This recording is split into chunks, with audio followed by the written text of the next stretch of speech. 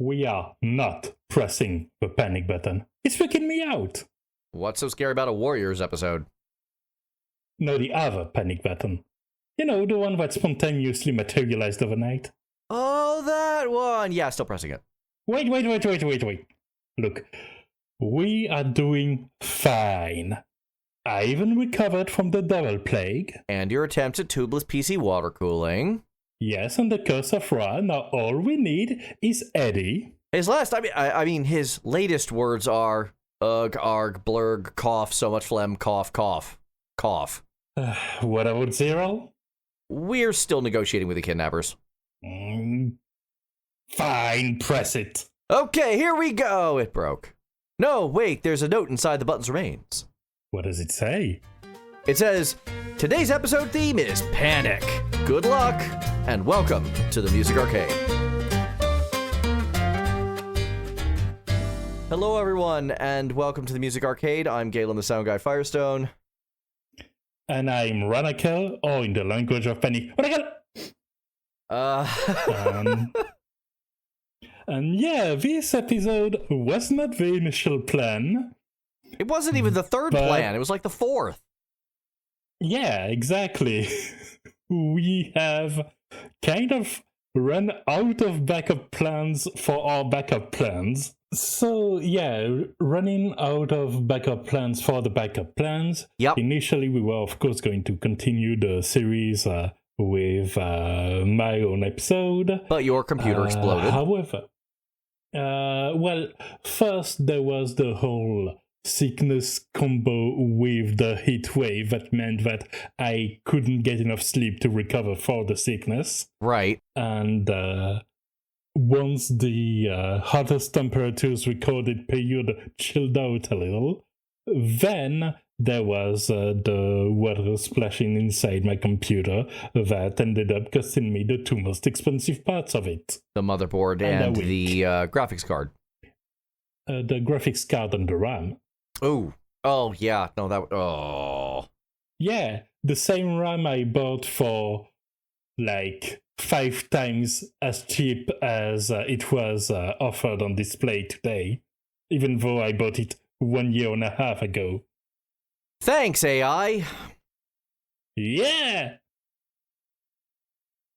Anyway... So that didn't work out well, and we had a plan for an episode that we're still going to do, but later on. Yep. But then it turned out that the other hosts had their own issues, and then it was back to the original plan, but we lost another one, and now we are doing this. Yup.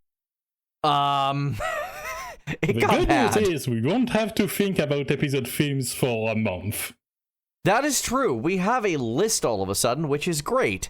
Unfortunately, this was a project that was supposed to be done in May, our creator episodes. It's July. It sure is.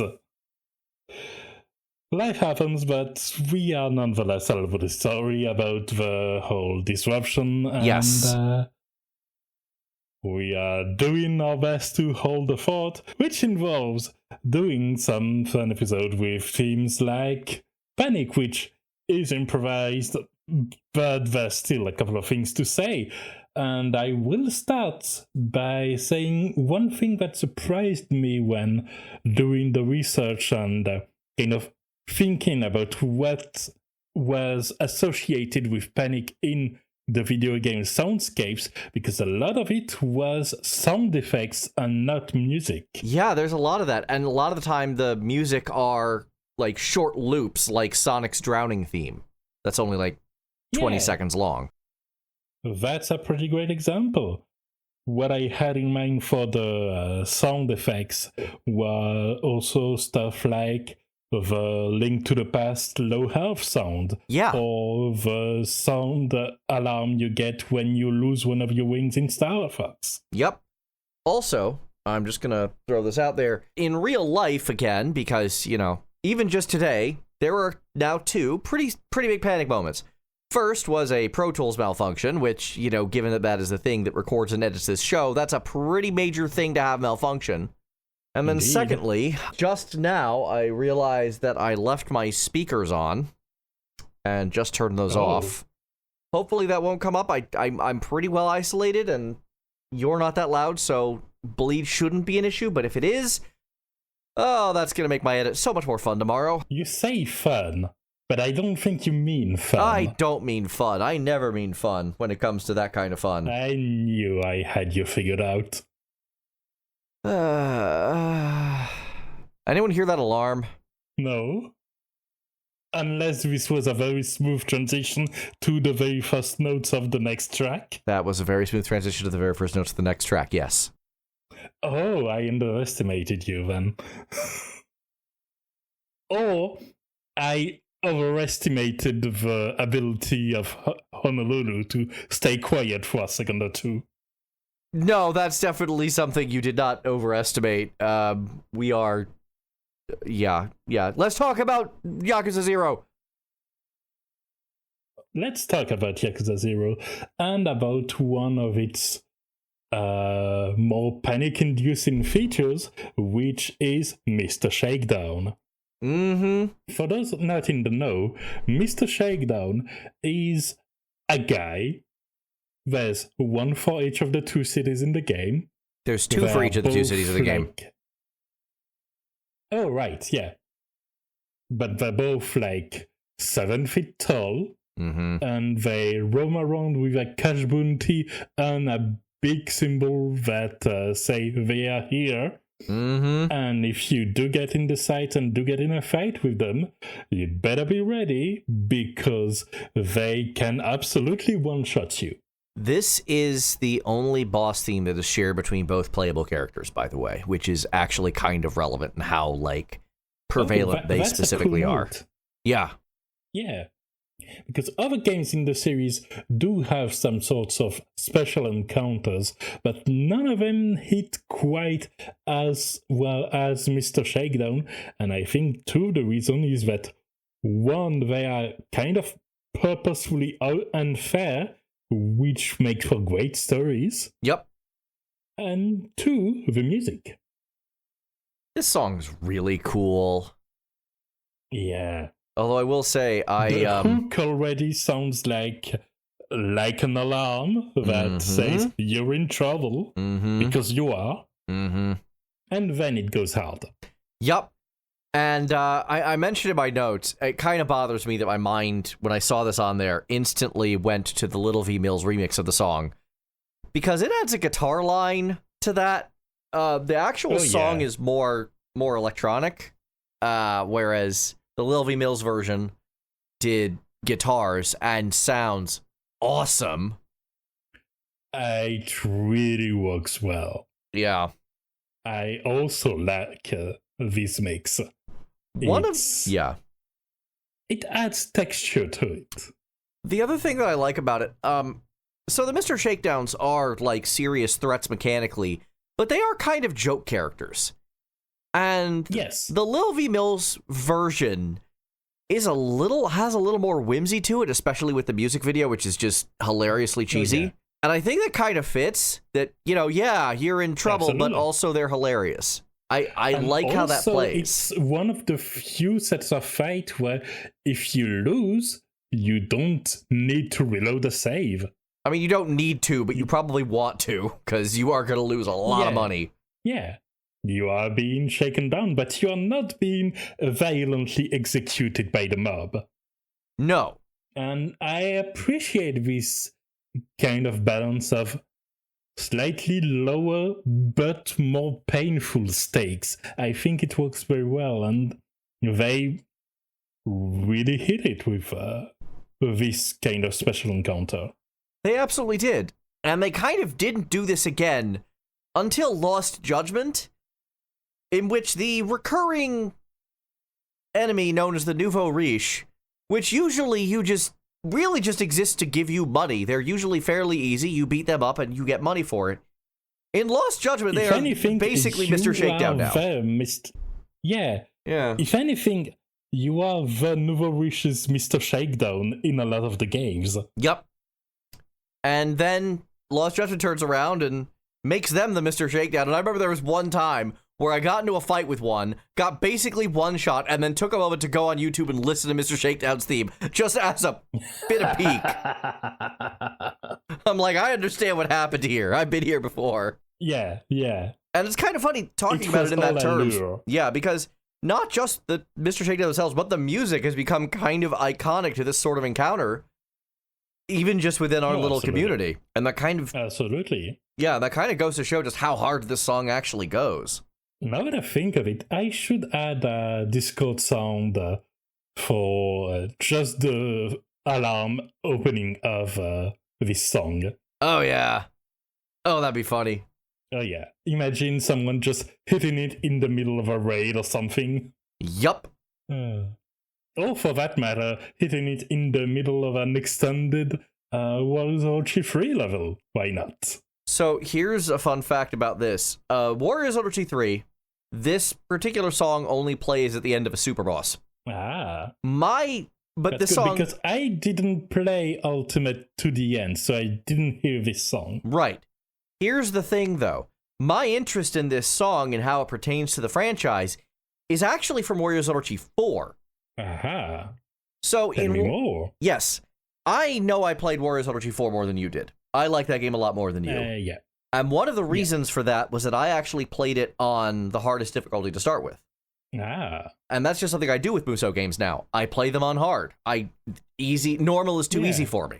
Yeah, even though it's kind of hard sometimes because for some games, hard mode means this is harder and more tense, and sometimes hard mode means you should come back here with level 70 character because this is essentially a new game plus difficulty. Yes, and thankfully, here's the thing. Warriors Orochi 4 had a lot of flaws, but the actual, difficulty curve was not one of them. They managed to make hard mode legitimately intense for the right reasons. And one of them was a thing that can only happen in the hard difficulty, which is essentially you're in the middle of a stage. It doesn't matter which stage it is, because this can happen on any of them except only a couple of, the final bosses. You basically get the equivalent of Dark Souls. Hundun has appeared as an invader. And this song starts blaring at you, and this dude is just in your face now. On any level. That's great. Yeah. By the late game, he's on farm. That's how you get your best skills. In the early game? Oh boy! So what I'm getting is that essentially, in Warriors Orochi 4, Lubu pursues you. Pretty much. And my first thought of this was Lubu's theme, but then I kind of had to stop and go the vast majority of Lubu encounters throughout the franchise are bespoke boss experiences. Yes. You're either tense, ready... It's intense, it's difficult, but you know what you're getting into. Yeah, you're either ready for the boss or you're not. And so I'm kind of thinking well, what about Tadakatsu? Kind of the same thing. And then, and then I remembered this. Oh, right, this is how Hundun worked in Warriors Orochi 4. This is actually awesome? Hang on, I think we're going with this song. And then I had another... That's an excellent choice. Yeah. And then I had another kind of panic moment when I was looking up the song. Because this is one of those songs I actually remember the name of, because frankly, it's a really great boss music. Oh, yeah. Roar of Sight Marred. And so I look it up by that name. I don't look up Hundun's theme, I look up by that name. And the thumbnail is a completely different character. And I'm like, did I mess up somewhere? What's going on here? Why am I looking at her? Yeah, I'm... Thankfully, the commands helped identifying it properly. Well, not even that. I just started listening to the song, and it turned out to be correct. I was just very confused as to whether or not I got the name wrong or got it mixed up with QB's theme somehow. And thanks, thumbnail guys. I really appreciate you just doing something blatantly incorrect and confusing the hell out of me. Good job. Also, I know I have a bit of a reputation, but I really, really was not going for QB's theme here. No, for the music, there's... I can definitely hear the hallmark notes of the series, like the song identity of the music is very much there, but it's like they're throwing spanners in the works here and there with the way the guitars are trembling, with the way the percussions go, the bells especially. It's kind of like you're trying to lock in while, I don't know, driving a car, but you've heard 5 different noises you've never heard before, and you still gotta drive straight in a line. I like how he acts like an out-of-context problem in a game where the whole situation is an out-of-context problem. Yeah. And that really does show in the music. This is, I don't know if this is specifically Masato Koike. It sounds like his work. This is one of his best works for that reason. It tells the story really well. It sets expectations. I imagine if you have a timed objective or an NPC escort or something, and this suddenly appears, I've seen you roll your eyes. Have I just awakened the trauma? Yeah. This guy will mess up your day. My intuitions are correct. Yeah. Excellent. No, and this is why I wanted this in the position next to Mr. Shakedown, because honestly, it falls into a very similar category as Mr. Shakedown. This is an entirely optional boss who roams around and messes you up if you're not careful. And yeah, eventually it becomes a thing you farm. It does not start that way, and it will end your stage if you are not careful. The one advantage here is that much like Mr. Shakedown, it does not mess with things that are not you. So it can't mess up your escort quest other than by killing you. But which is a small comfort when you are being killed. Yeah, exactly my point, yes. This guy is relentless and will chase you. Yeah. And stays on the screen for like 2 minutes and then vanishes. It's almost a shame there aren't speedrun scenes for a lot of the Warriors game for understandable time reasons. Yeah, these games tend to be very long. I imagine Hundun would have a similar reputation to the speedruns that can absolutely be ruined by Mr. Shakedown. Yep. Or by the Nouveau Riche in Lost Judgment, which actually happened at one point, I think. Oh, I'm sure it has. No, I mean, I think you told me about like a GDQ run where that happened. That may be the case. I've seen a lot of Furb runs. Fair enough. So yeah, no, this song came to mind. I'm glad it did, and I'm glad I got a chance to talk about it because it is a very cool song from a frankly underappreciated character in the Warriors Orochi franchise. Yeah, I haven't really acquired the trauma of Hundun, but maybe that's something I should do if I get back to the game one day. Give Warriors Orochi 4 another shot. It isn't as good as Warriors Orochi 3, but it has some real charm. And it's not even like Warriors Orochi 3 was this masterpiece of game design. It's just an all-you-can-eat buffet. Yeah. An immense one at that. Yeah. Sadly, Warriors Orochi 4 is not that. There's a lot of features from 3 that didn't make it into the cut, and that comes in part because of the split budget between that and Warriors All-Stars. And yes, both games did pay for that, but like... That they did. I still am willing to defend Warriors Orochi 4 as at least a solid game. It's not perfect, but I liked it. That's entirely fair. Yeah. Now, we've talked about a game you should play, and now we're going to talk about a game you're going to make me play, since you put it on my pick game list. Let's talk about Xenoblade 2. Well, here's how the context in which you will listen to the theme, Those Who Stand Against Our Paths, go. You're doing great. Mm-hmm. You have your team of main characters and kind of personas powering them. You just repelled an assault from a revenge-bent organization pretty effortlessly. And then you are going back to an early game zone. But you are walking off the beaten path. And suddenly, some level 93 green hippopotamus named Irritable Ignacio shows up, runs straight at you, and one-shots your entire team. In the about 5 seconds of this you survive, you will hear the first notes of that theme. I had a similar experience of Xenoblade 1. Yeah, that's what they do. Yeah. I forget the specific name for it, but basically the big hunt monsters. Yeah. Will just ruin your day if you're not careful.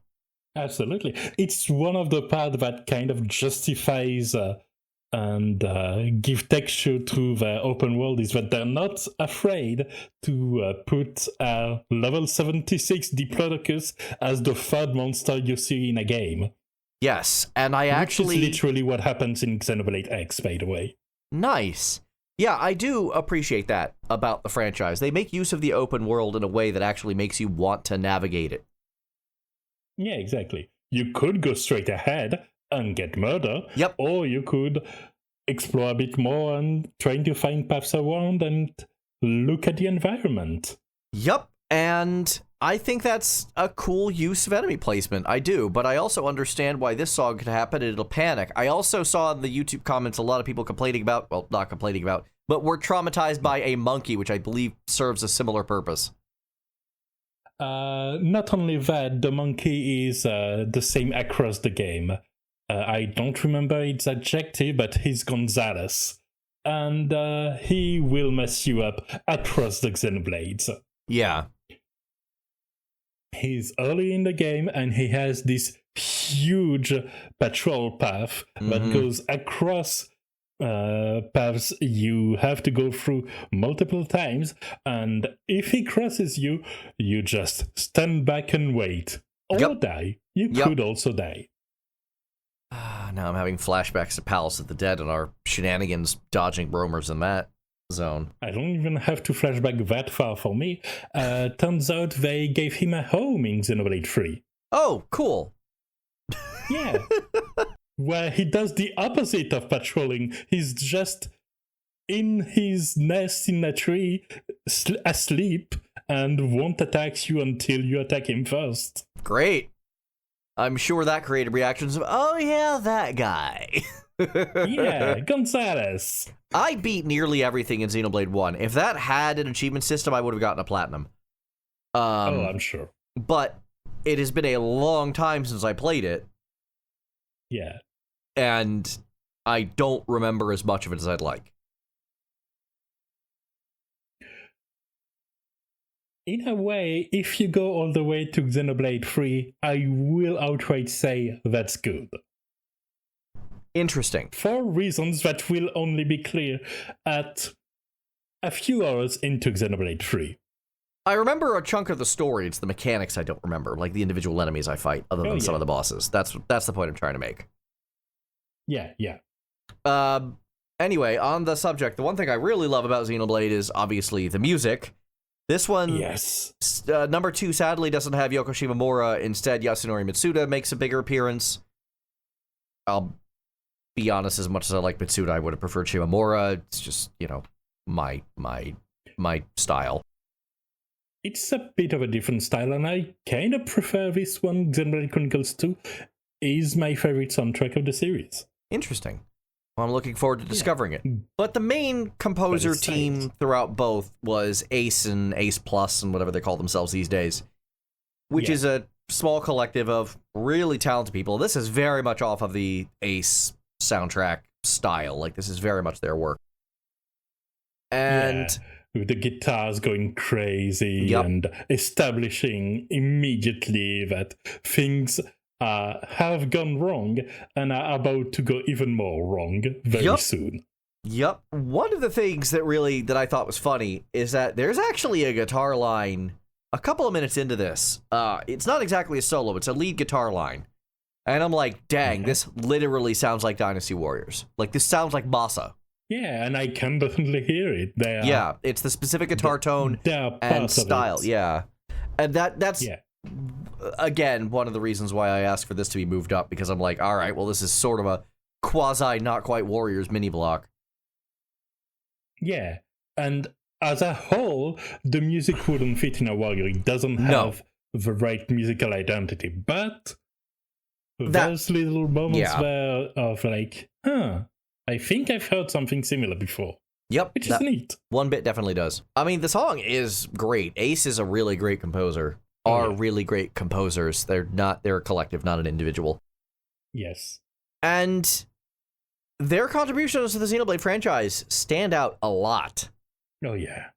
This song, I mean, both looking forward to and not looking forward to hearing it. Let's say look forward to hearing it in the late game when you are taking revenge. That sounds right. One of my big complaints about Xenoblade 1, however, was that in a lot of fights in the late game, you'd be doing something, and then suddenly the Minato theme would take over, and it's usually a worse song. Does that happen here, too? For 2, I don't believe so, Good. For 3, it's going to be worse. No. Because there's this mechanic called chained attacks. Right. That are essentially a pause of the gameplay where you play a mini game that, if you do it right, will destroy like 75% of a boss enemy's health. Cool. I assume that changes the music to something that isn't good. Yes. Note to self. I have the chained attack music in my head right now. I wonder if there's something aggressive enough I could purge it from my brain. Now let's talk about Mega Man Battle Network 3. God, I hate this song. God, I hate this song. Really? Yeah, this one's real rough. Does it not send you back to the good old days of Galen and around 10 hours ASMR videos? Yeah, let me just bring up Eddie's notes on this song. I have them right there. Let's go ahead and just read them out. Do I like this song? No. Do I think it's remotely interesting? Not really. Do I wish it didn't exist? Kinda! Is it a meme that you have to spend the entirety of Mega Man Battle Network 3 post-game with this as the overall music because the post-game leaves you near the end of the main story where this song is constantly playing because everyone is in danger? You bet it is, and my god, would I be feeling panic if I had to listen to this forever. I felt this in my spine. Yeah, that sounds like a horrible music placement choice. Yeah, I'm reminded. You said in the intro that a lot of the Panic themes are short, like 20 seconds loop. This has this energy. It does. It's longer than that. It's like a minute and a half, but even then, it's like... it just gets into your brain in a really bad way. Yeah. Which is all the worse that Panic as a response, as an emotion, is something that can't sustain itself for long. It needs to be escalated or relieved, but you can't have this blown out constantly and expect to be chill about it. No, eventually I would mute the game, or... So here's the thing, in the case of what you just told me about Xenoblade 3, I'm already thinking, should I go and try to find mods for this? Because you can mod Nintendo games. It's harder than modding non-Nintendo games, but you can do it. And I'm thinking, like, if I ever played Battle Network 3, I feel like I'd do something similar and try to mod this out. Honestly, solid. I will say in defense of the chain attack theme that the chain attack theme is very good. So that helps. This is not. This is painful. This is fine to convey an information in musical form for a brief moment before you get the message. Right, and if it plays constantly, then it's like, all right, I get it already, shut up! Which is my entire feeling towards this song. It's kind of like being hit by tutorial messages 80 hours into a game. Look forward to that in Xenoblade Chronicles 2, by the way. Oh, God. Why are you making me play this game? You're making it sound like a nightmare.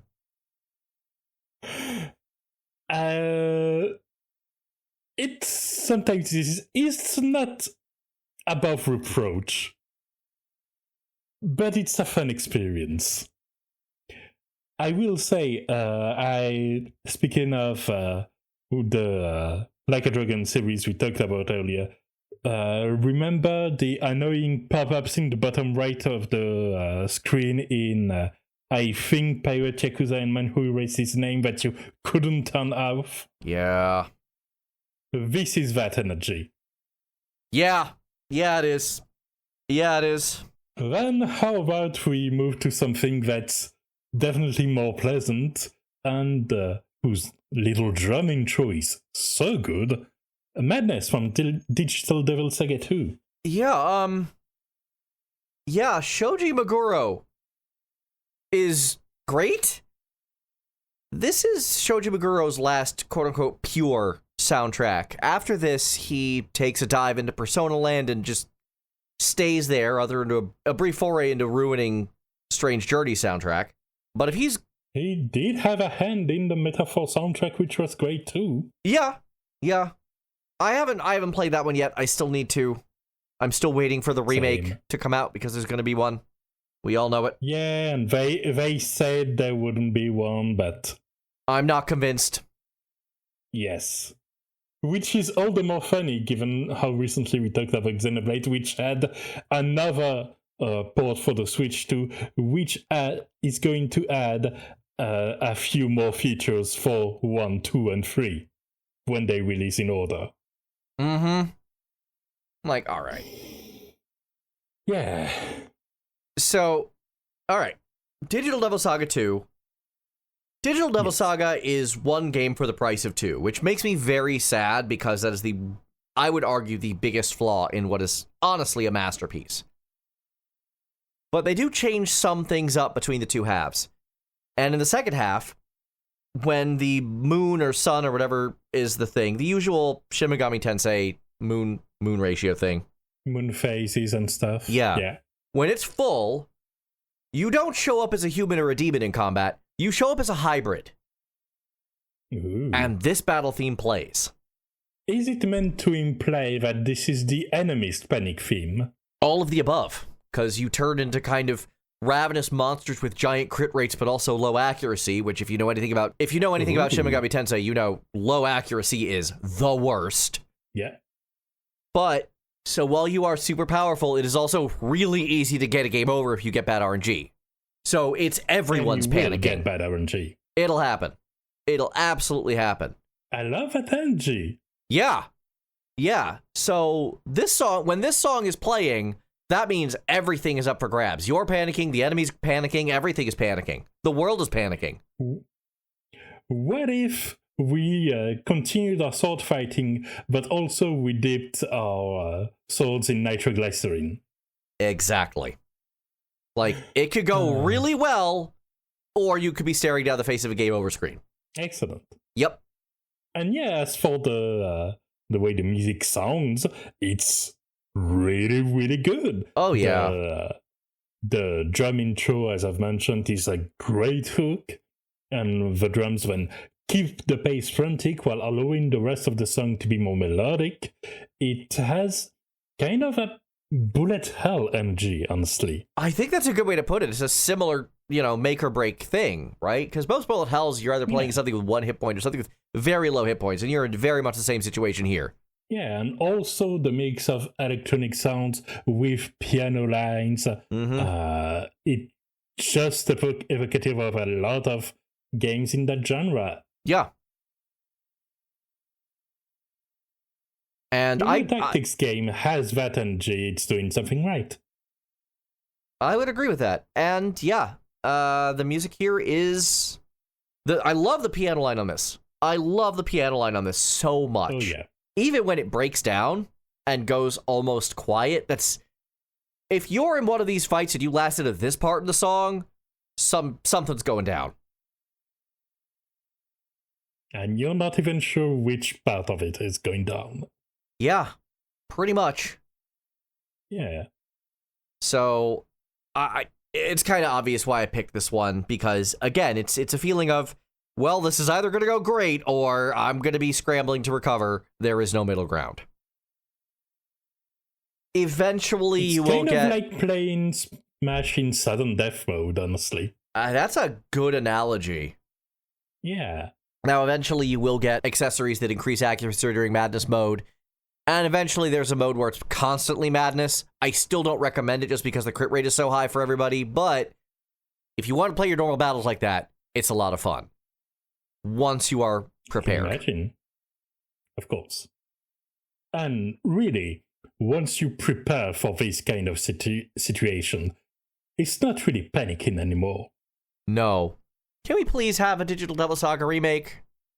Please? That would be nice. That would be nice.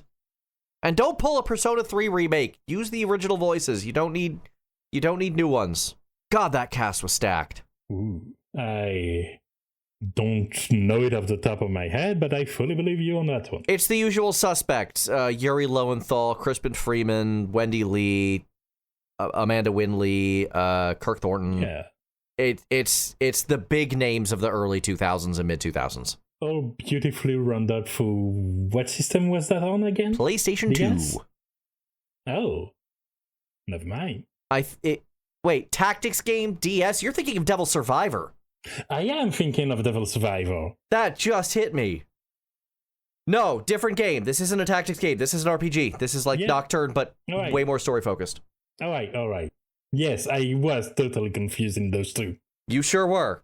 There's a lot of Shin Megami Tensei games. There are. I love that, but like there are. Yeah.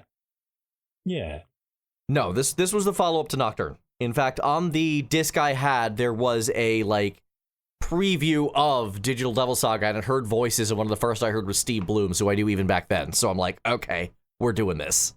Honestly, that's even more impressive than for the voice acting part, given that PS2 era, the studios hadn't...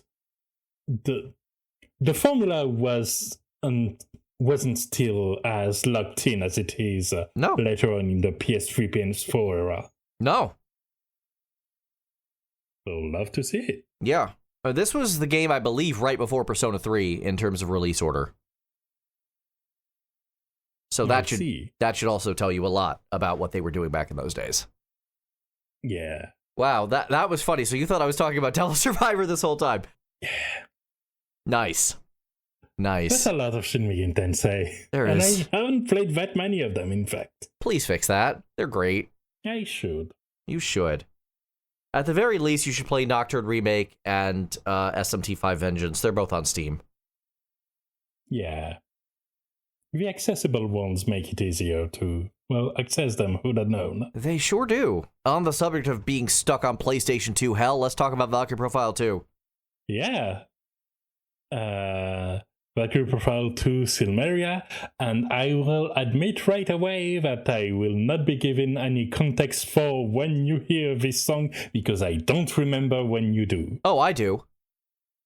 Then re-enlighten me, because I can't remember.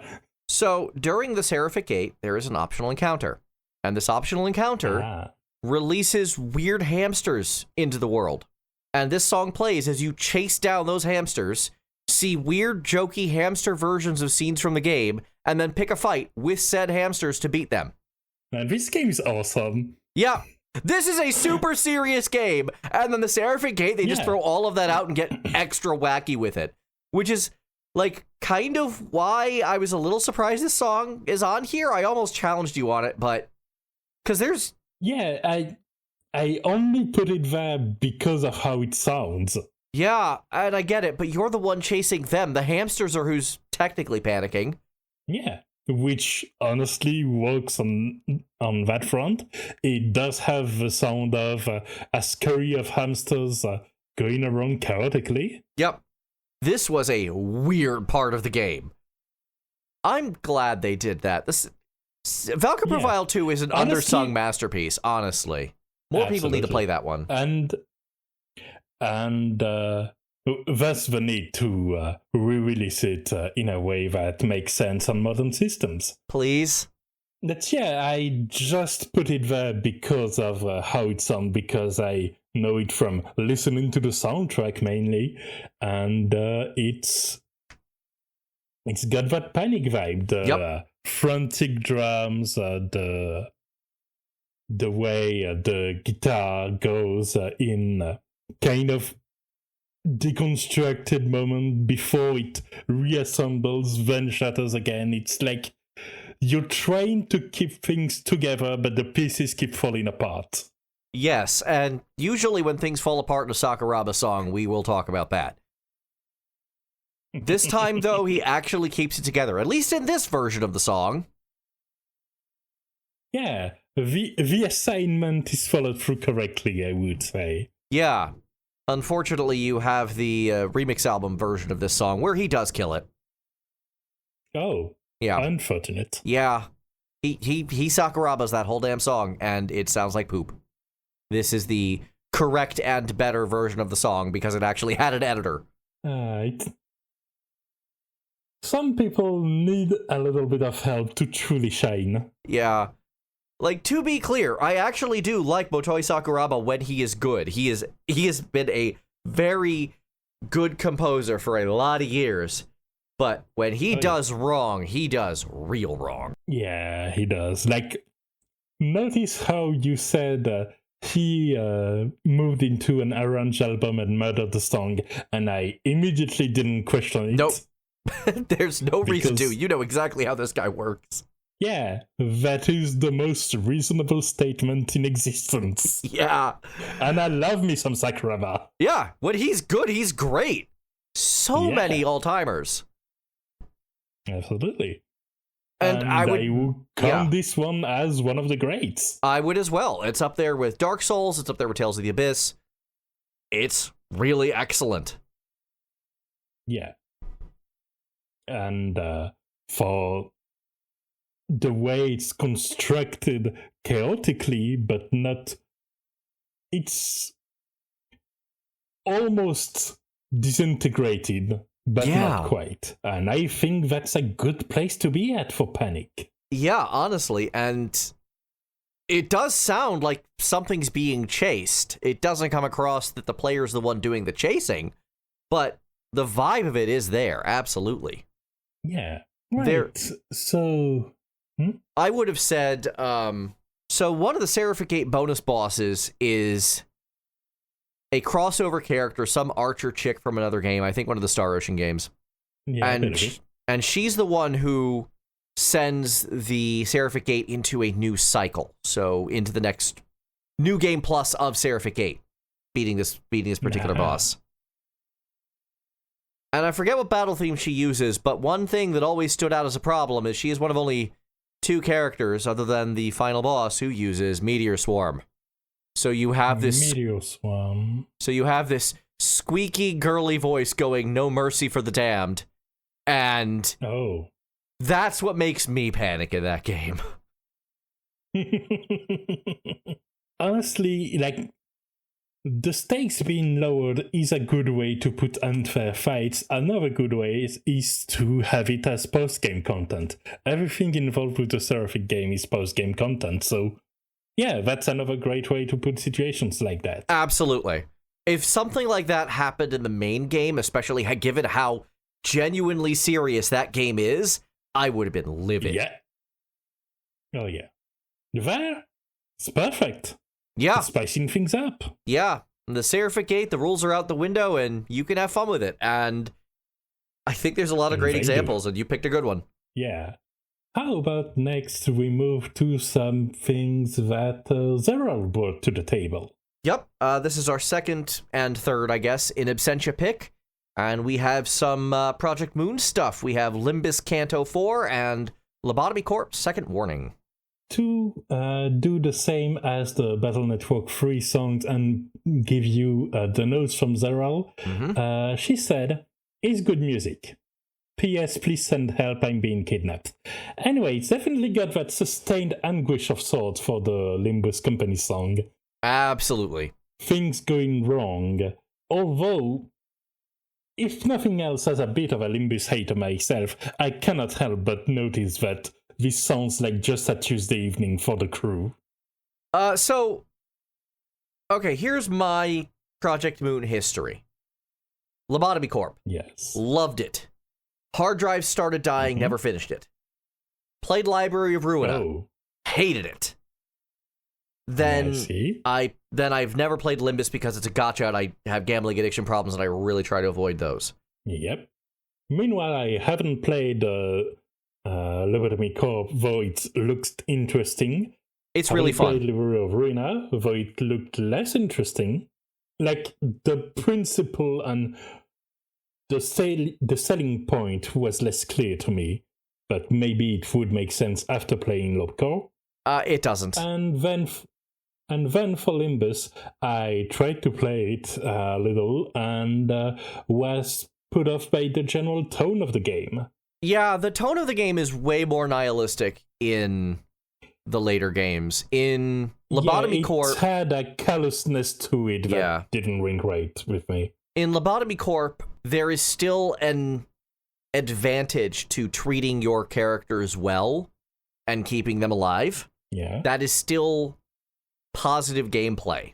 That sounds like something that makes sense. Right, but then you get to Ruida, and it's just casually murderous and cruel for no reason. I talked about this in my best and worst list last year or the year before, whenever it was on there. I compared it to a Serbian film, which nothing should ever be compared to a Serbian film. So, indeed, I don't want to talk like I know what's going on in Limbus, but it sounds like this company still has a chip on their shoulder. That said, Canto IV, I like this song quite a bit. It's got a lot of really great strings on it. The actual composition definitely feels like things are happening. I'm not up on the context because I never played it, but yeah. That's why I'm landing on sustained anguish more than panic. But overall, the song ain't bad.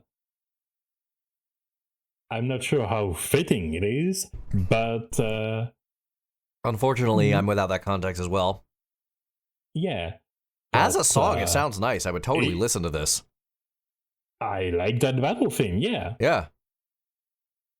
I feel like we're going to have more to say about Second Warning, the Lobotomy Corp song. So it helps that I've actually played that game. To this one. Yeah. Okay, so Lobotomy Corp has several quote-unquote stages. The short version is it's a management game where you take eldritch horrors and you generate power off of them by doing kind of eldritch horror mini puzzles per day. Yeah. If things go wrong, you get warnings. First warnings is one guy escapes, you can deal with that. Second warning is usually a lot tougher, so that's when things get really scary. Sounds like it. A fun fact, however, is I used to hear this song a lot because one of the optimal strats is to gain extra, I think it's called ego, which is basically character equipment. You deliberately release the big bad wolf. Yeah. And the big bad wolf actually eats one of your characters. Then you deliberately release the version of Red Riding Hood, and Red Riding Hood will kill the wolf, but now that there's two enemies that have, those two big things that have escaped, now this song is playing, because more than one thing has escaped and things are technically panicking. And then once Red Riding Hood kills Big Bad Wolf, your character now has a new facial scar that gives free stats and is otherwise fine, and Red Riding Hood goes back to her cell. So it's entirely controlled panic. I see. That's interesting. Yeah, so you could learn to kind of work around this. So I'm at the point where I don't panic, and that's like an early mid-game strat. Like, you can get both of those very early. I see. Of course, I imagine if you hear it when you're not performing that strat, then things are definitely less comfortable. There's one really great later game Eldritch Horror, which is a tree. And the only trick with the tree is keep it on your screen. If you scroll past it, it will do something horrible. Aha. The amount of times I scrolled past it, this song starts playing because it ate the guy I had working on it. And unlike the Red Riding Hood, unlike the Big Bad Wolf, there's no escaping that. I had to reset the day because I goofed and got someone killed by accident. You see, it's all about saving people. Yeah. Yeah. I will say, because that's a song that definitely has a pretty intense pace. It does. And switching to an action game pace for a management sim is a pretty nice way, I imagine, to keep you wanting to scream at your little guys, move faster or else things are going to explode. Absolutely. Oh my god. Yes. Yes. Absolutely yes. And I feel that because what I was thinking as a point of comparison, even though the soundtracks are completely different and the perspective is different, is Dungeon Keeper, in particular Dungeon Keeper 2, which is a top-down management sim where you don't directly control your monsters, you just control semi-directly the imps, and then you have the possession spell, but that's beside the point. And if things break into a full fight, the music also changes to something that's more action-oriented, whether it is because the enemy are invading, because you are invading the enemy, or just because you put a big horny demon without sufficient security, and that big horny demon is getting angry at everything and starts fighting your whole team for fun.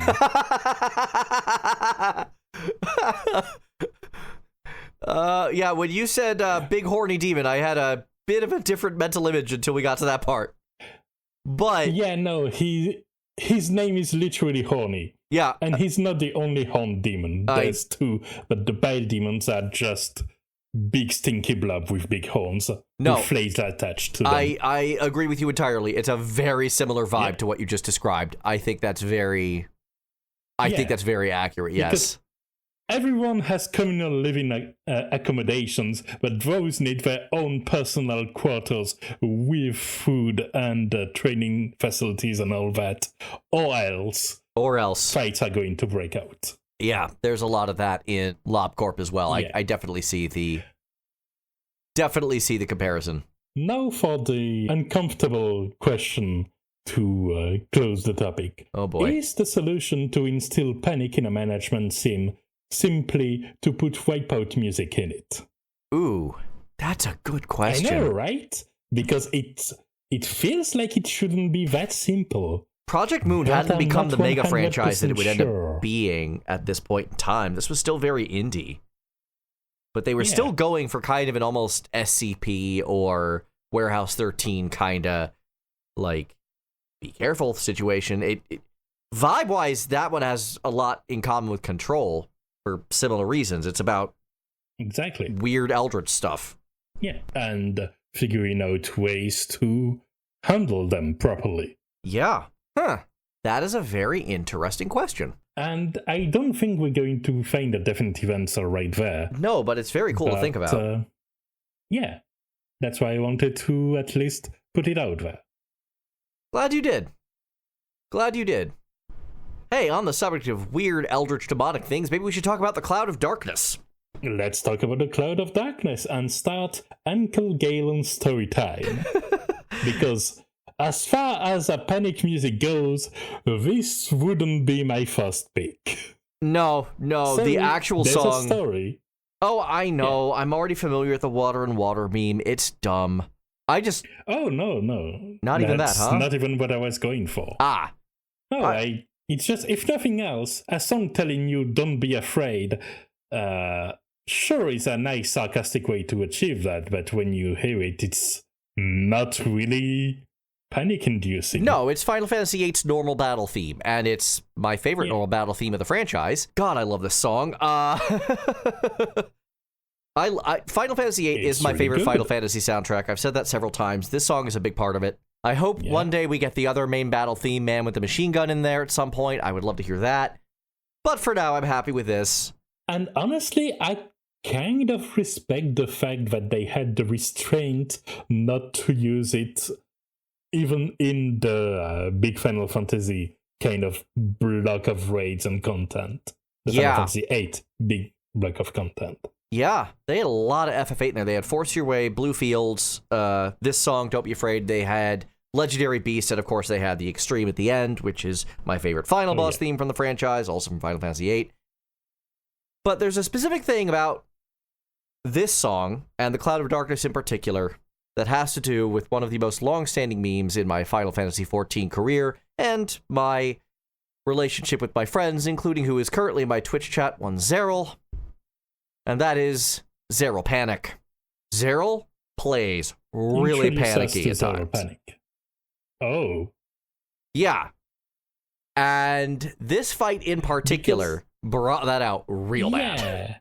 Yeah, because this fight is all about very controlled movement, given that in one phase in particular, the ground falls under you if you stay on there too long. And it's way worse on Savage. It's way worse on Savage, because you only have one person on there at a time, and you can have a very limited amount of time on there. And there's these pairs of two, and guess who I was paired with? So eventually it got to the point where I had to like basically take over comms and just direct traffic between me and Zeril. You, there, me, here. Okay, I'm going here, you go here. Okay, we need to stack, let's get right next to each other. Okay, you move, I'm running this other way. Okay, get back together, stack again. Okay, next mechanic, we're safe. It was hilarious. Which is funny, because one of the things you learn eventually doing public encounters with randoms across normal raids and dungeons and the likes is that if everybody needs to spread out and you and someone else are running in the exact same direction, the safest thing to do is for you to just say, okay, you're handling it, I'm stopping to move right there. That's this very is not true. my problem anymore. Yes, do your job, and if someone else messes you up, that's it. Zeril's making excuses in Twitch chat. That doesn't matter. You were panicking.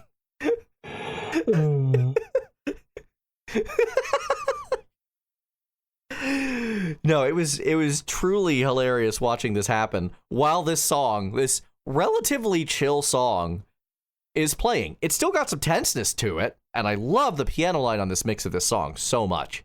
Yeah, but tense is a nice way to describe it. Panicky is not. No, the panic came from inside the fight.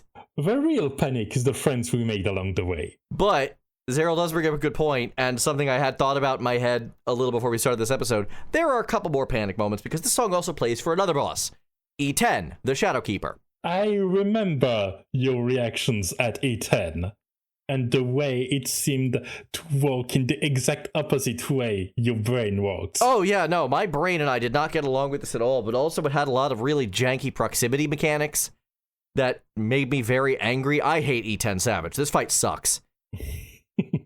But there's one story where I panicked that I must tell. So a first important thing is that I have an MMO mouse, and all of my attacks come from my MMO mouse. I don't attack with my keyboard, I attack with my mouse. This is going to become very relevant later, and I want you to know this is why I didn't notice this was happening. There is a tank buster in E10 where you kind of have to react to it. It's one of two things the Shadow Keeper can do. You either line AoE or you spread or something, and generally speaking, one of the ways to resolve this is the tank taking the attack elsewhere and letting the DPS just stay where they are instead of the other way around. Because I believe there's a big knockback, and so you need to orient it so you get in a corner, because that has longer travel time, and if you stay at the normal position, you get in the death wall, if memory serves well. I don't remember. I think it was just a big... I think this one was just a big line AoE that I didn't want to bring into the stack, so I would leave with it. I think is usually how that goes. And that lets the DPS hit from behind. Anyway, so I'm doing this mechanic. I'm still attacking. I do the tank swap. I put up my mitts, and I try to hit WASD, and nothing is happening. I can't move. That's a problem. That is a big problem. And literally, I'm in the mic. I can't move. I can't move. Get away from me. Squish. Like, three of us die. It's a wipe. Was your text chat filled with www? No, the problem is even better. Oh. Back in these days, I used a USB extension cable on my keyboard. Actually, I think I'm still using one now.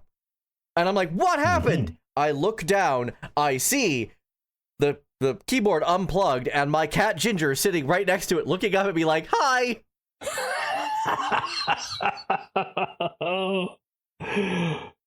Oh, the murder. Ginger wiped the raid. And, little did the party know the wolf had a cat accomplice. Yeah, pretty much. So, I got a lot of, like, how to raid and the cat taped to the wall memes after that one. But I was admittedly in full panic mode because the thing that was supposed to happen was not happening. And I was fine attacking because my mouse wasn't unplugged, so up until the point that I had to move, nothing seemed wrong.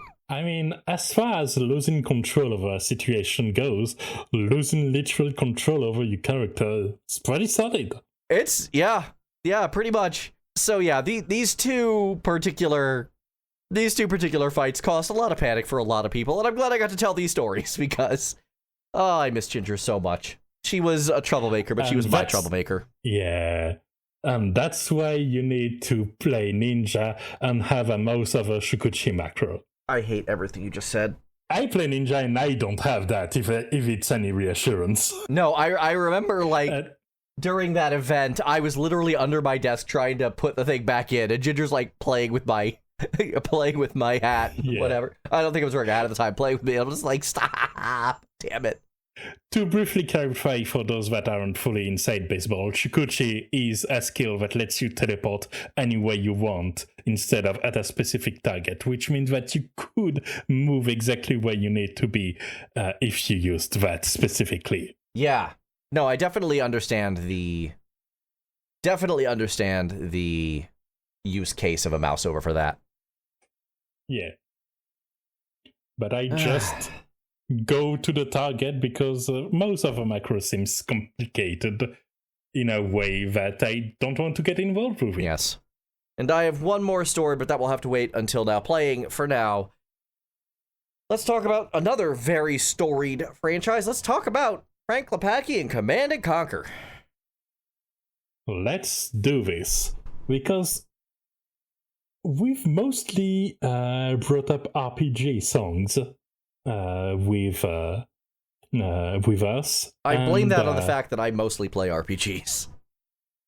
I mean, and the action same. games I do play don't really have a panic element to the same degree, other than the boss themes that we discussed about at the top of the section.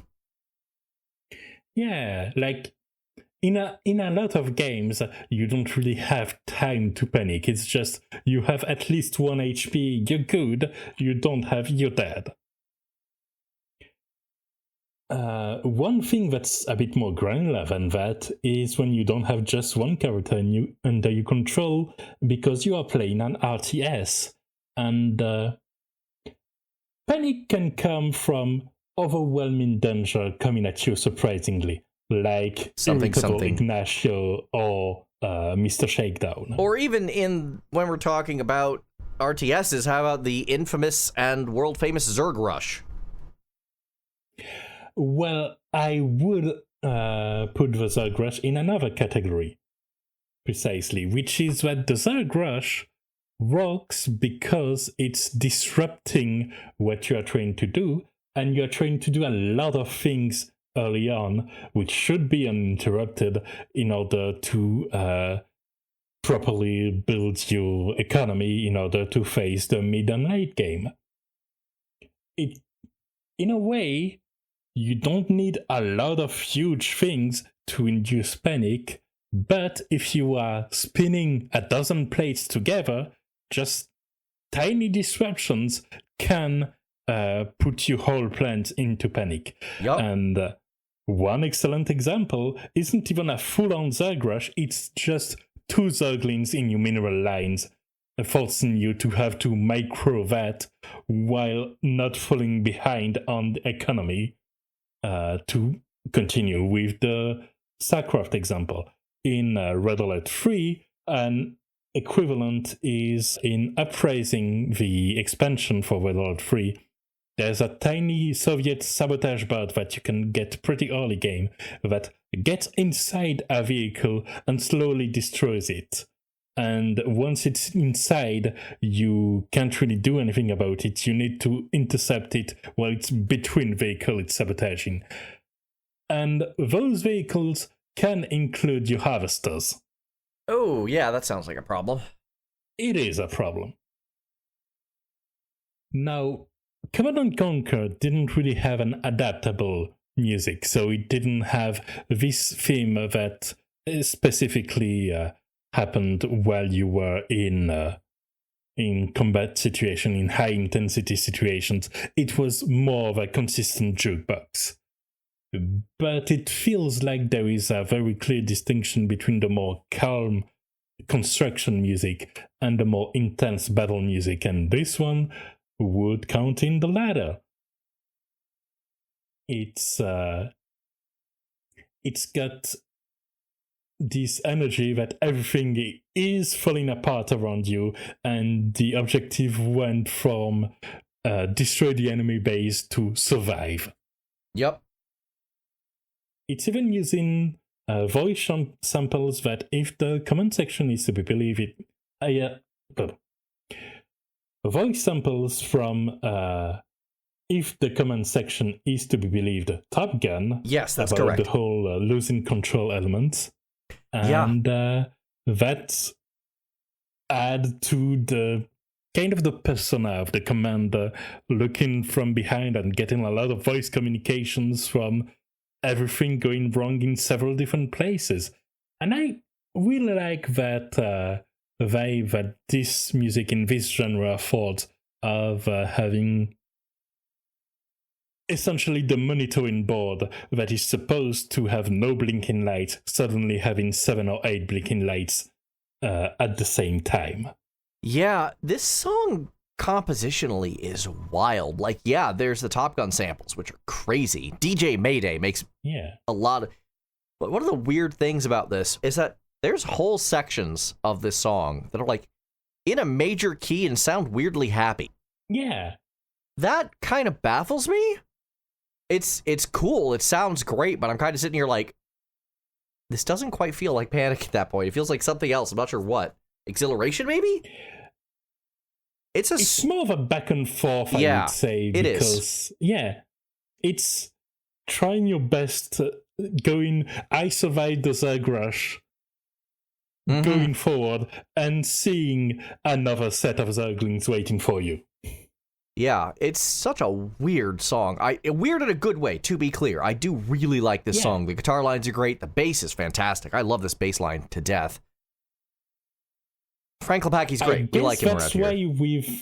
I guess that's why, despite it being that Command and Conquer zone, we focused on StarCraft and StarCraft 2 comparisons, because these are the main, the most notable competitive RTS, and this has the ebb and flow, the back and forth of intense multiplayer game more than a campaign mission where you are gradually building your forces and doing one big assault. This isn't that. No. This is eking just enough to survive, building something to do just a little bit of damage, and then having to fall back or else you die. And kind of living on that edge, which I think works well for a Panic theme. I get it. I understand. Yeah. In RTS or in fighting games for that matter, some of the most fun games are the ones where you kind of have to not be able to have any distraction during the game, besides the one inside the game. Then you have to, whether you won or lose, take 10 minutes to sigh, take a deep breath, maybe cry a little, go over the replay, remember a couple of traumas, and then say, oh yeah, that was fun, let me hit ranked another time. Spoken from experience very clearly. I reached silver once in StarCraft 2. Nice! Yeah, I'm proud of that. I would be too. Congratulations. That sounds awesome. Thank you. And on that positive note, I think we've productively panicked, and frankly, in this day and age, what more can we ask for? Not much. Not much indeed. Maybe aside from some tracks from games we've been playing recently. Time for Music Arcade, now playing.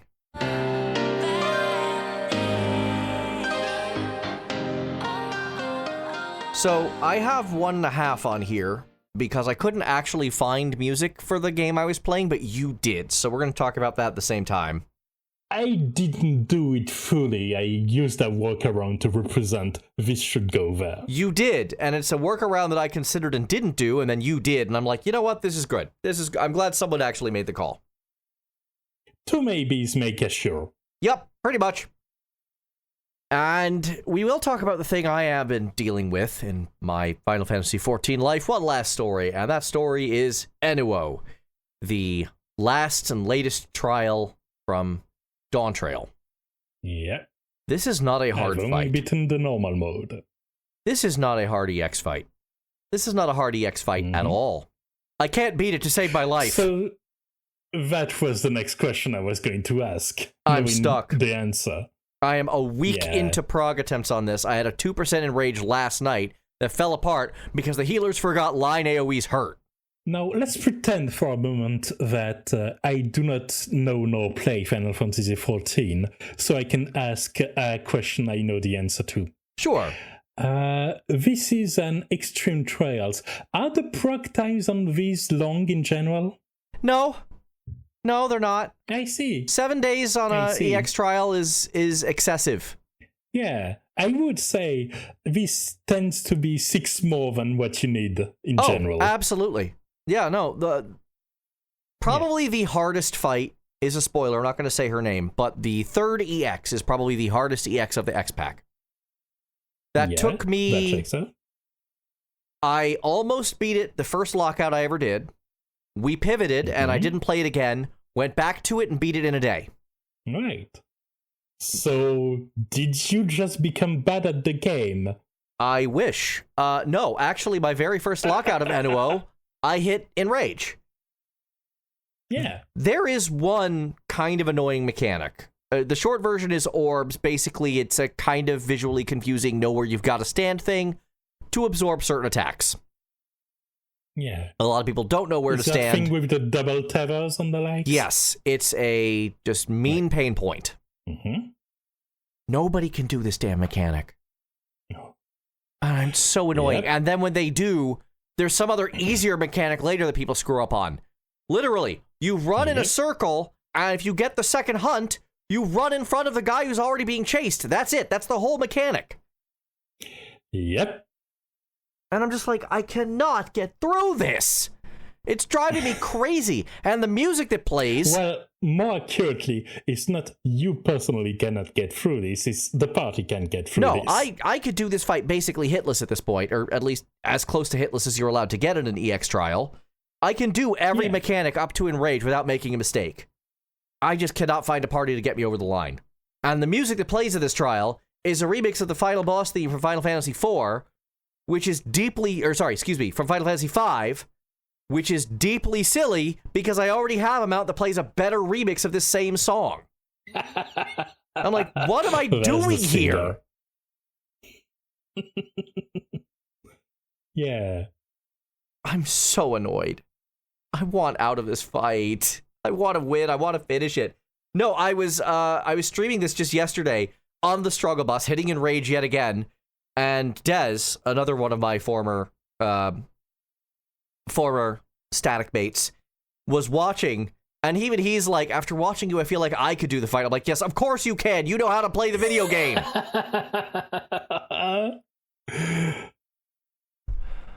Yeah, and from what I've heard on the grapevine, the general sentiment is that this isn't a particularly hard fight. It isn't. It really isn't. It's got the easiest ad phase in the history of high-end prog. Like, ad phases are usually the trouble phases.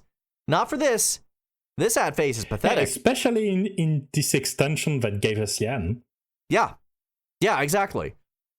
And then the actual mechanics, like, again, there's one kind of hard mechanic, and then there's one not really hard, but, like, you gotta learn how to do it mechanic. And that's it. That's all you need to worry about. Everything else is pretty simple stuff. And it's just like, why am I struggling on this like this? I'm about ready to call in backup and be like, hey, I need to call the banners here. I want to get into a farm party, but everyone's like, duty complete. And I'm like, I haven't yet. I'm working on it. Had I an easy way to join you for a group, I would have answered the call.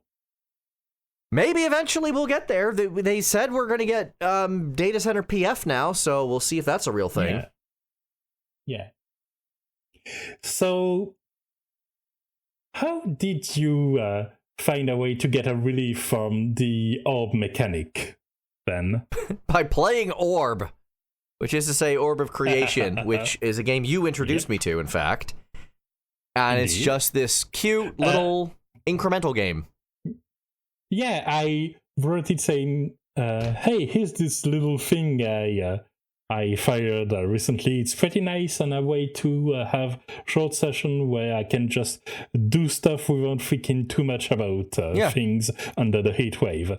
And you locked in and say, this is exactly what I need in my life. That sounds like exactly what I said, yeah. And I'm just like, and I've been playing it, and it's been fun. And we have this, like, good orb, evil orb situation. Good orb, orb of creation. That's a fun orb. Evil orb, Enuo. Get it together, guys. Yeah, it's an incremental game. In a lot of ways, it's menu navigation turned into an entire game, but a fun game at that. A surprisingly fun game.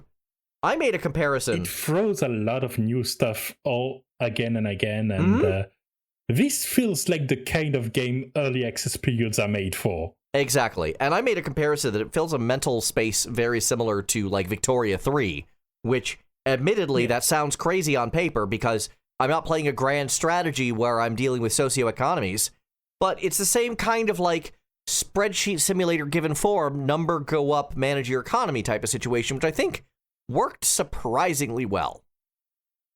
Yeah.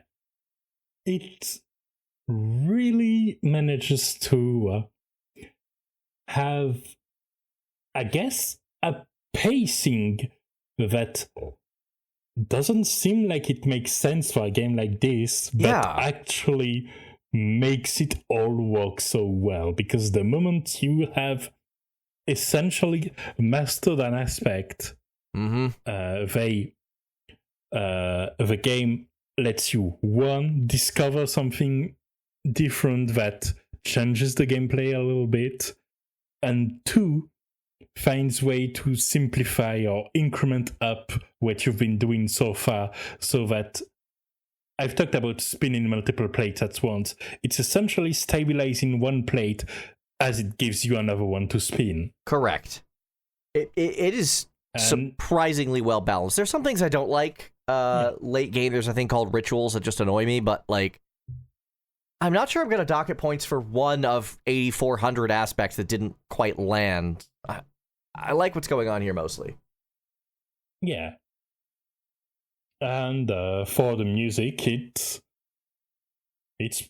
nice. Yeah. It doesn't leave that much of an impression, but given that this is a one dev project including composition, it's really cool and tonally fits perfectly the whole Wizard Lab finding the secret of the cosmos situation we have going on. Yeah, no, I'm big into it. I think this is a really cool little game. Thank you for introducing me to it. You're very welcome. I'm glad I was introduced to it by someone else as well. That's how these games go. Word of mouth matters. Exactly. As for what I've been playing besides Orb, which I haven't really touched back since I returned and have a PC again, before it went into flames, I was mainly going at Octopath Traveler 0, which is the degachified version of Octopath Traveler Champions of the Continent. I'm so tempted to play that, even though it's Octopath, and I have a fraught relationship with that franchise. How is it? The game is fun in the gameplay variations, and I mainly play it for that, for having the characters, the builds, the way you can have cross-class things you can equip, finding the right actions, and kind of assembling your team of items and characters to go through the game in more and more direct ways is really fun.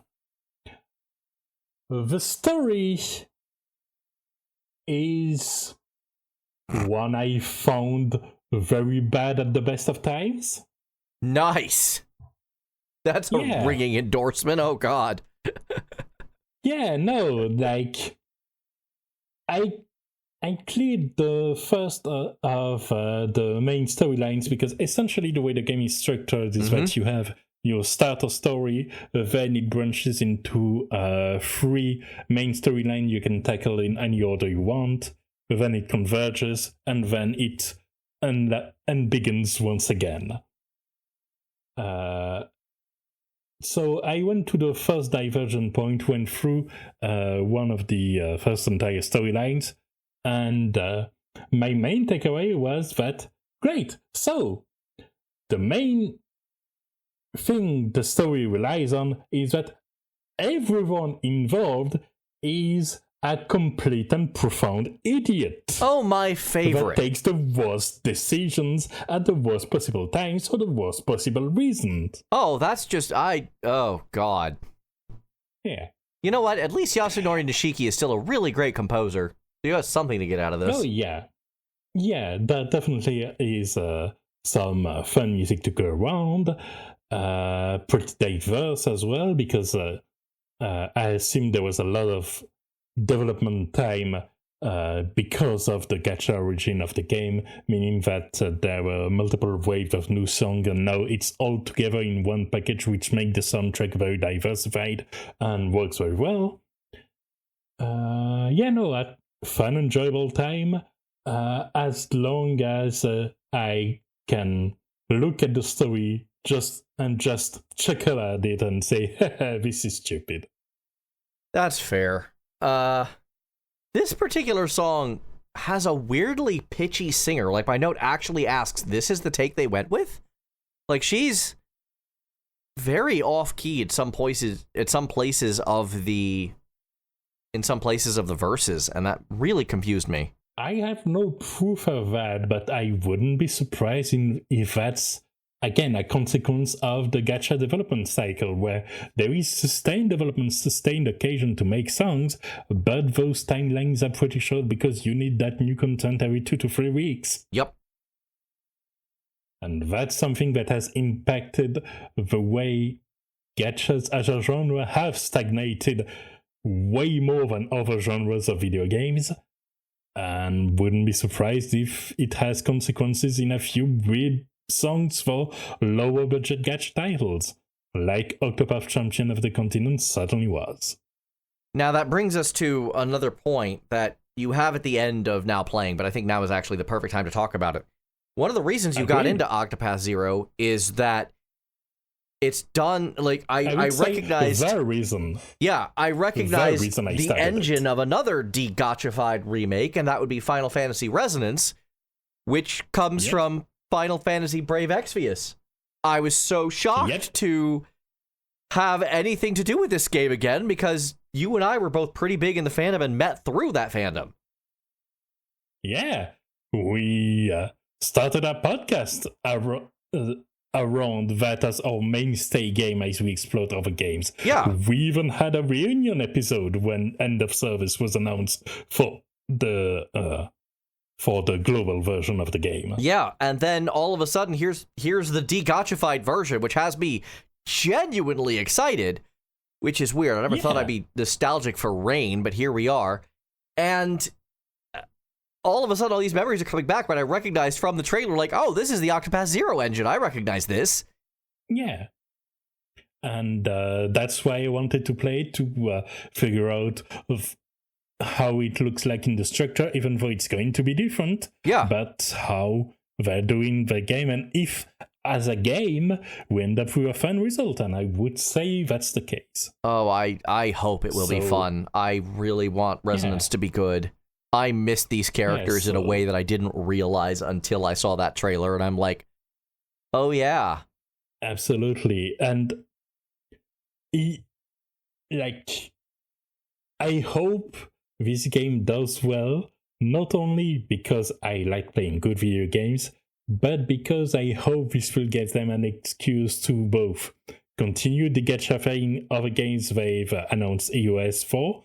I know there's a lot of Opera Omnia fans that are very much looking forward to that turn. Near Reincarnation has also been stated so much as a possibility for this that they were questioned about it in a recent investor call. Yeah, and once we go back through these and a couple others, if we could also get Season 2 of Final Fantasy Brave Exvius installed, having a Resonance 2, that would be pretty nice too. They have actively talked about that possibility. They have. They have. There have been interviews where this question has been asked. They're like, first game does well, we will seriously consider moving on to Season 2. Good. Yep. 100% agree. Good. 100% agree. Even though we will already have some of the content that was released during Season 2 that has been confirmed in this first game, because Chamber of Arms was Season 2 content, and it's been confirmed to be in. Didn't that start like late Season 1? I feel like the first couple were in Season 1. Maybe the first couple, but I doubt they're going to have, hey, here's this Zodiac-themed thing where there are 12 enemy encounters. By the way, you can only fight the first 2. Yeah, they're not going to do that. Yeah. Oh, that makes me... I don't want to say this for spoiler, but several of my favorite characters are part of a certain group who were playable in Season 2, and I miss them. Yeah. I look very much forward to that, to the possibility of a sequel, and to the music, because Noriyasu Agematsu does some great work. I was lucky enough to be at a fan fest where I got to hear some of this live, and I talked about this during the reunion episode. Yeah. No, this was great. It was so cool seeing this game that I played and this community that I was part of be celebrated like this, and... Oh, that's another character I want to see. General Lauren, I forgot about her for a second. I think she was more prevalent. She was barely existed in the context. I wanted to see her in Season 2. I hope she gets some appearances. Yeah.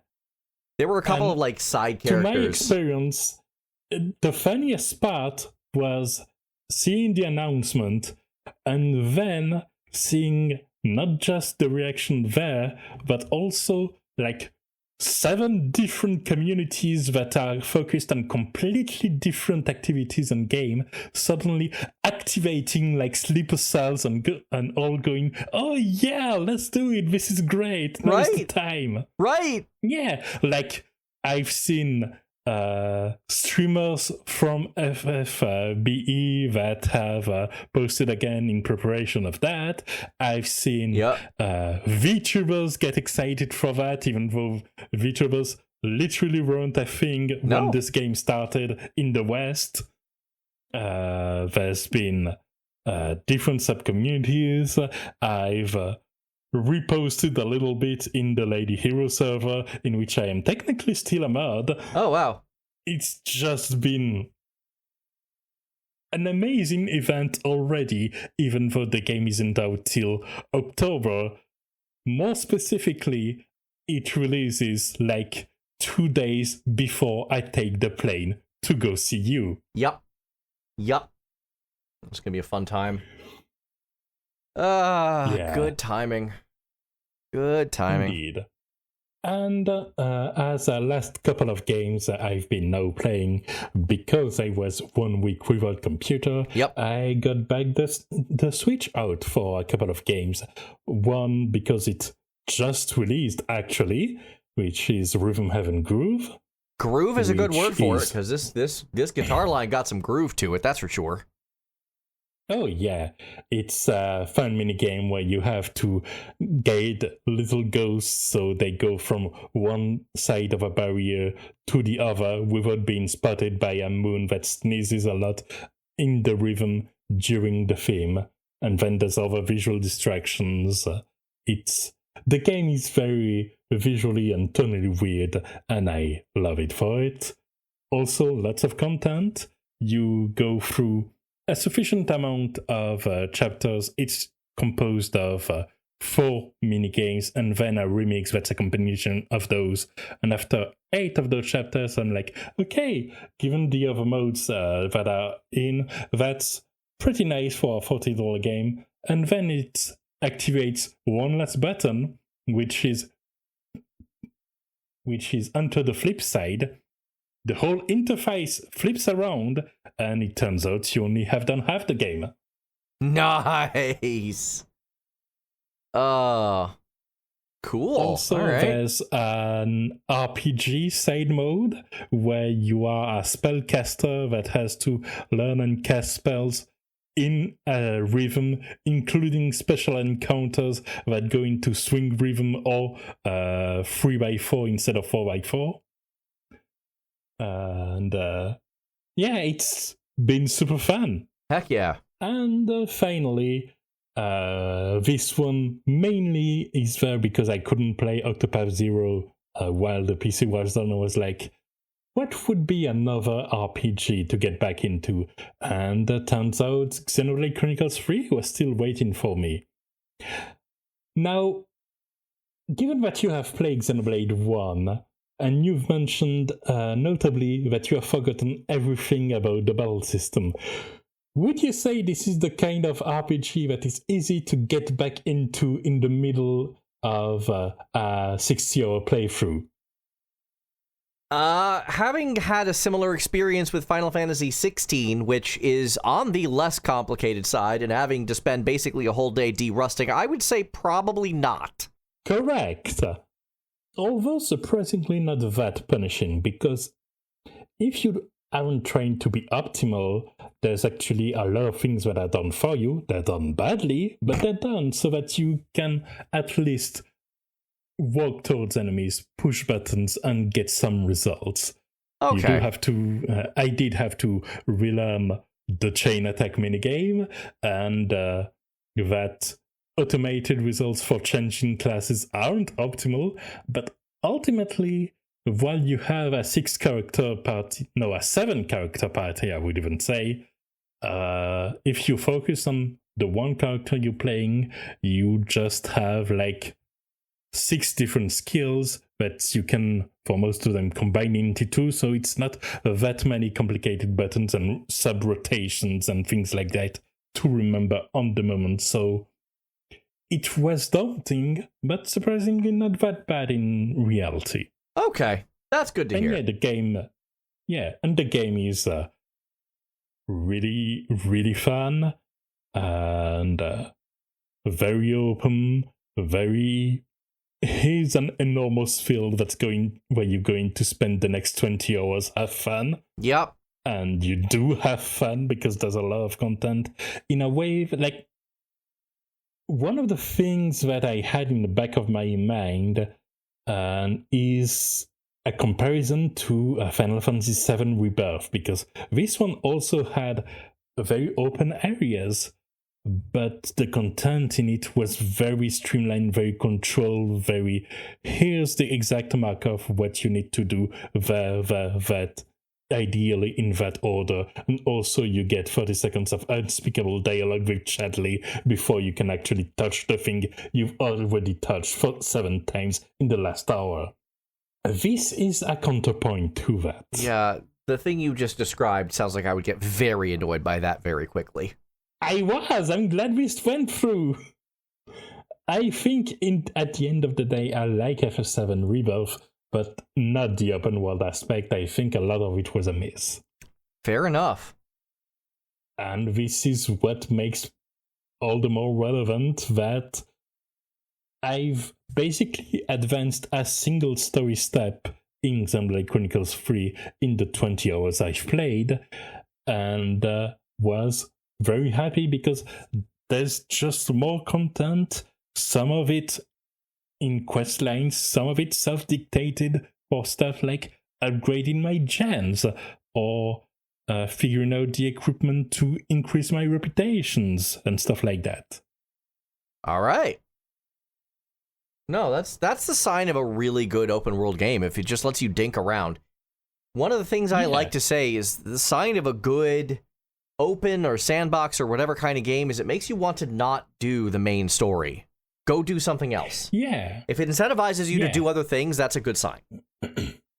Exactly. And I would say this is very much a situation where you can essentially have a lever that you flip between story moments where you want to give your full focus to the game and more open exploration where you are just enjoying running around this open world in beautiful 20 FPS because you're playing the Switch 1 version and enjoying a podcast on the side or something like that.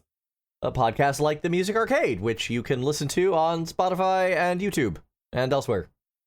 Sorry, I had to. Because that is all the time we have for this episode. Are you seriously stealing my outro? Okay. Go on. Continue. No.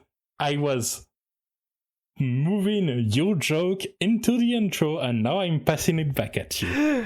Thank you all so much for tuning in. As always, you can find a playlist of the song we described in the description below. We are on Blue Sky. Come say hello. Wait. Question that is very important. Oh boy. Was that the podcast equivalent of a Zero Panic move just now? No, I don't think so. It was more like a Galen smug move. The way move. I kind of stepped on your toes suddenly, and then say, "Oh no, go right ahead." And all right, fair enough. In that way, yeah. Yeah, let's get out of here before Cloud of Darkness dumps us into the void. Have a good one, everyone. See you next episode. Given the weather, I could use some clothes right now. You know what? That is entirely fair. Take care, everybody.